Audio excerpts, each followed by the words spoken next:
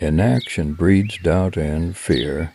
Action breeds confidence and courage. If you want to conquer fear, don't sit at home and think about it. Go out and get busy.